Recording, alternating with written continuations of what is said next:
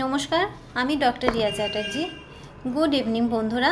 আজকে আমি খুবই ছোটোর মধ্যে একটা গুরুত্বপূর্ণ কথা বলছি। সেটা হচ্ছে ম্যানিফেস্টেশনের মেন দু তিনটে কাজ আছে যেগুলো করলে ইজিলি ম্যানিফেস্ট আমরা সবাই করতে পারবো। সেটা হচ্ছে মানে ম্যানিফেস্টেশনের জন্য আলাদা করে কোনো টেকনিক বা রিচুয়ালস করার কিন্তু কোনো দরকার নেই। মেডিটেশন যদি আমরা করি, ধ্যান বা মেডিটেশন আমরা যদি করি, তাহলে কিন্তু ম্যানিফেস্ট ইজিলি করা যায়। কেন কি, আমরা যখন মেডিটেশন করি মানে ধ্যান করি, তখন আমরা মানে জাস্ট নিজের ব্রিদিং যেটা, মানে আমরা যে নিঃশ্বাস নিচ্ছি ছাড়ছি, শুধু তার মধ্যে আমরা আমাদের ফোকাসটাকে রাখার চেষ্টা করি। আমাদের মাইন্ড সবসময় থট ক্রিয়েট করতেই থাকে। তো বলে না মাঙ্কি মাইন্ড, তো মাঙ্কি যেমন বাঁদর যেমন গাছের এক ডাল থেকে আরেক ডালে ঝাঁপাতে থাকে, সেরকম আমাদের মাইন্ডও একটা থট থেকে আরেকটা থট, এখনই আরেকটা থট, এখনই আরেকটা অন্য থটে এরকমভাবে লাফাতে থাকে।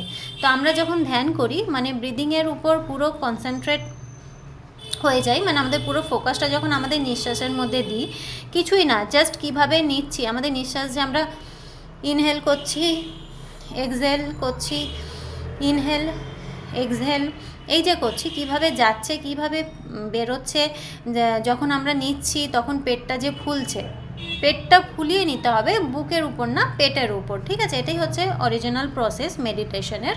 তো একটা সিম্পল আমি মেডিটেশনের একটা মানে প্রসেস তোমাদের সাথে শেয়ার করছি, যেটা আমি পার্সোনালি করি এবং আমি বিগত 3 বছর ধরে করছি। 3 বছরের উপরই হবে আমি করছি। তো এতে তোমরা ভীষণ ফলাফল পাবে, লাভ পাবে। তো কিছুই না, যখন নিঃশ্বাস নেব তখন পেটটা ফুলবে, যখন আস্তে আস্তে ছাড়বো তখন পেটটা ভেতরে ঢুকবে। তো ফোকাসটা আমাদের নিঃশ্বাসের মধ্যে থাকবে, নয়তো পেটের মধ্যে থাকবে। হয়তো মানে অনেকক্ষণ, আমরা কয়েক সেকেন্ডের পরে আমাদের মাইন্ড কিন্তু অন্য একটা থট ক্রিয়েট করবে, এটাই মাইন্ডের কাজ। কিন্তু তখনই আমরা মাইন্ডকে আবার নিঃশ্বাসের মধ্যে বা পেটের মধ্যে ফোকাসটা দেওয়া করাবো, বারবার টেনে নিয়ে আসবো, ঠিক আছে, মাইন্ডকে। এইভাবে আমরা যদি কিছুদিন শুরুতে করি, তাহলে কিন্তু ওটা আমাদের হ্যাবিটে থেকে যাবে। প্রথম আমাদেরকে একটু এফর্ট লাগাতে হবে, ঠিক আছে? তো এই মেডিটেশন আমরা যদি করি, তখন আমাদের মাইন্ড রিল্যাক্স হয়ে যায়, ঠিক আছে? রিল্যাক্স হয়ে যায়। এই রিল্যাক্সেশনটাই হচ্ছে আমাদের ন্যাচারাল স্টেট, মানে এটাই হচ্ছে আলফা স্টেট। তো যখন আমরা ন্যাচারাল রিল্যাক্স মোডে থাকি, মানে আলফা স্টেটে থাকি, এই স্টেটটাই হচ্ছে ম্যানিফেস্টেশনের স্টেট। তো বোঝা গেল, মেডিটেশন হচ্ছে মোস্ট ইম্পর্টেন্ট। তুমি যাই করো না কেন, যাই ছেড়ে দাও না কেন, কোনো অসুবিধা নেই, কিন্তু মেডিটেশন মাস্ট, মেডিটেশন করতেই হবে সারা জীবন যতদিন বেঁচে আছি। এটা হচ্ছে 1 নম্বর। 2 নম্বর হচ্ছে গ্র্যাটিটিউড এক্সপ্রেস। আমাদের লাইফে সব কিছুর জন্য আমাদেরকে গ্রেটফুল থাকতে হবে এবং গ্র্যাটিটিউড শো করতে হবে।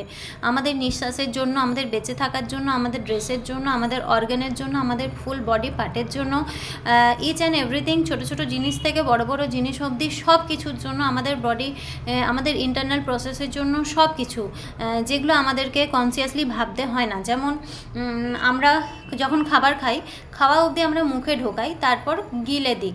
আমরা যখন ভেতরে আমাদের খাবার যায়, তারপরে যে ভেতরে যে ডাইজেস্টিভ আমাদের সিস্টেমটা, ডাইজেশন যে হচ্ছে, সেই প্রসেসের জন্য আমাদেরকে মাথা লাগাতে হয় না, আমাদেরকে কোনো রকম এফার্ট লাগাতে হয় না। বা যখন আমরা ঘুমোতে যাই, আমাদের ঠিক ঘুম চলে আসে, তার জন্য আমাদেরকে কোনো রকম কসরত করতে হয় না। তো এই জিনিসগুলো, এগুলো কে করছে, তাই না? এগুলো হচ্ছে ঠিকঠাকভাবেই তো আমরা সুস্থ আছি।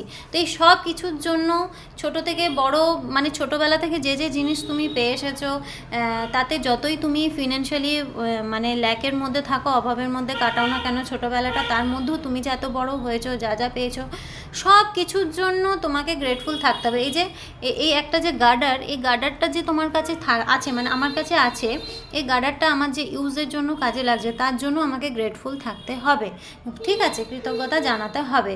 তো প্রত্যেকটা জিনিসই আছে। যখন আমরা নতুন কোনো থট ক্রিয়েট করি, তখন কিন্তু আমাদের ফিলিং আসে না সেই সময়। সেটা কখন আসে? যখন আমরা রেগুলারলি রিপিট করতে থাকি, তখন একটা সময় ফিলিং চলে আসে। অনেকের তাড়াতাড়ি ফিলিং জেনারেট হয়, অনেকের কিছুদিন পর ফিলিং জেনারেট হয়। তো তোমাকে রিপিটেশন করে যেতে হবে, যেহেতু আমাদের প্রথম থেকে অভ্যেস থাকে না গ্রেটফুল হওয়ার। অনেকের থাকে, কিন্তু খুব কম মানুষেরই থাকে। তো আমার মধ্যেও অতটা ছিল না, যেটা পরে আমি বিল্ড করেছি নিজের মধ্যে। এখন একটা ন্যাচারাল হ্যাবিট, ওইটা মানে অভ্যেস হয়ে দাঁড়িয়েছে। তো একটা হলো মেডিটেশন, সেকেন্ড হলো গ্রেটফুলনেস। হ্যাঁ, এবার কোন জিনিস দুটো কোন দুটো জিনিস বন্ধ করতে হবে, সেটা হচ্ছে অন্যের ব্যাপারে নাক গলানো চলবে না। তোমার কাছে সময় আছে, তুমি নিজের ব্যাপারে দেখো, নিজের প্রগ্রেসের উপরে দেখো। মানে ওভার ইন শর্ট আমি যদি এক কথায় বলি তাহলে বলবো কোনো রকম কমপ্লেন, কোনো রকম গসিপ বা ক্রিটিসাইজ বা পিএনপিসি এইসব করা চলবে না। এসব যারা করে তারা কিন্তু ম্যানিফেস্ট করতে পারে না। আরেকটা হচ্ছে জিনিস, সেটা হচ্ছে তোমাকে কিন্তু পজিটিভ থাকতে হবে। নেগেটিভ চিন্তা ভাবনা নিয়ে, নেগেটিভ স্টেট অফ মাইন্ড নিয়ে কখনো ম্যানিফেস্টেশন তুমি করতে পারবে না। এটা হলো। আর লাস্ট সবথেকে ইম্পর্টেন্ট পয়েন্ট হচ্ছে, তুমি যাকে বিশ্বাস করো, তোমার ইউনিভার্স বলো, পরমাত্মা বলো, শিব বলো, বজরংবলী বলো, যাকেই তুমি মানো, সুপ্রিম পাওয়ার বলো, গড, যাকেই তুমি মানো, জেসাস হলো, কোরআন, বাইবেল, যাকে, আল্লাহ, তুমি যাকে মানো তার উপর সম্পূর্ণ সমর্পণ করতে হবে। মানে কমপ্লিটলি স্যারেন্ডার। ঠিক আছে, কমপ্লিটলি স্যারেন্ডার করতে হবে। আর একটা ডিলিউশনের মধ্যে থাকতে হবে। মানে তোমাকে বেশি রিয়েলিস্টিক হলে হবে না, সবসময় লজিক লাগালে হবে না। লজিক লাগাতে গেলে ম্যাজিক তোমরা দেখতে পাবে না। যেখানে লজিক থাকে সেখানে ম্যাজিকের কোনো স্থান নেই। তো সবসময় একটা না ইলিউশনের মধ্যে থাকতে হবে। তোমার ইমাজিনেশনকে রিয়েল মনে করতে হবে, কেন কি ইমাজিনেশনটাই হচ্ছে রিয়েল। ইমাজিনেশন কেন রিয়েল, এটা 3D 4Dর যে স্টেট ডাইমেনশন, সেই টপিকে আমি বলবো ভালো করে। ঠিক আছে, তো তাহলে কি হলো? নাম্বার 1 মেডিটেশন, নাম্বার 2 গ্র্যাটিটিউড, ঠিক আছে, আর নাম্বার 3 হচ্ছে টোটালি সারেন্ডার করা, পূর্ণ সমর্পণ যাকে বলে তোমার ঈশ্বরের প্রতি বা সুপ্রিম পাওয়ারের প্রতি। আর সারেন্ডার যে করছো উইথ ফেথ, তোমাকে বিলিভ রাখতে হবে। আর তুমি যখনই ইমাজিনেশন বা ভিজুয়ালাইজেশন করবে, ওই ইলিউশনের মধ্যে থাকতে হবে। মানে রিয়েলিটিটাকে দেখলে চলবে না তোমাকে, মানে যেটা চলছে সেটাকে সাইড করে, ইগনোর করে তোমাকে একটা ইলিউশনের মধ্যে থাকতে হবে। ইলিউশন মানে কি? তুমি যেটা কল্পনার মধ্যে, যে ছবিটা তোমার মধ্যে ক্রিয়েট করে রেখেছো, যেটা তুমি বাস্তবে এক্সপেরিয়েন্স করতে চাও, তার একটা ছবি। যেমন এই যে ফোন এসছে আমাদের কাছে, চেয়ার, বোতল, সব কিছু যে বানানো হয়েছে, যারা বানিয়েছে এরা কিন্তু প্রথমে মাথায় তাদের কিন্তু কল্পনায় এসছে, তারপরে বাস্তবে এসছে। তাহলে প্রথম ক্রিয়েশন আমাদের কল্পনায় হয়, নেক্সট ক্রিয়েশন আমাদের বাস্তবে আমরা এক্সপেরিয়েন্স করতে পারি। তো সবসময় ওই কল্পনার জগতে বেশিরভাগ থাকার চেষ্টা করবে। ঠিক আছে, তাহলে আরেকবার আমি বলে দিচ্ছি। মেডিটেশন, 1 নম্বর হচ্ছে মেডিটেশন, 2 নম্বর গ্রেটফুল, 3 নম্বর হচ্ছে কমপ্লিটলি সারেন্ডার উইথ বিলিভ। আর কমপ্লিটলি সারেন্ডার উইথ বিলিভ আর একটা ইলিউশনের মধ্যে বা ইমাজিনেশনের মধ্যে বেশিরভাগ টাইমটা তুমি স্পেন্ড করবে। 4 নম্বর হচ্ছে সবসময় পজিটিভ থাকতে হবে। ঠিক আছে, এই 4টে পয়েন্ট মাথার মধ্যে রাখবে। তাহলে আলাদা করে কোনো টেকনিক, যেমন 5 × 5 5, 3 × 3 3, এই টাইপের 3 6 9, এই জাতীয় যে অনেক রকম টেকনিক আছে, এই সবে যাওয়ার দরকার নেই। এই 4টে জিনিস করবে। আর কি করবে না, একটা হচ্ছে no gossip, no PNPC, no criticise, no complain. ঠিক আছে, এগুলো করবে না।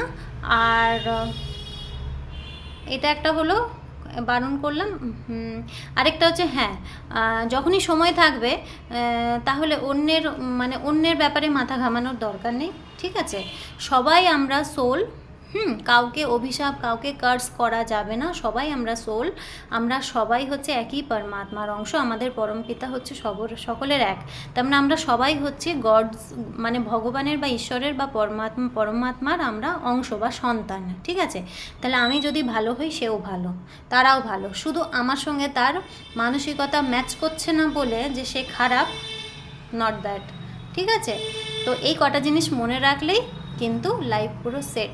তুমি তোমার ড্রিম লাইফ খুব তাড়াতাড়ি এক্সপিরিয়েন্স করতে পারবে বাস্তবে। ঠিক আছে, আজকের মতো এইটুকুই। নমস্কার, সকলে ভালো থাকবেন, সুস্থ থাকবেন।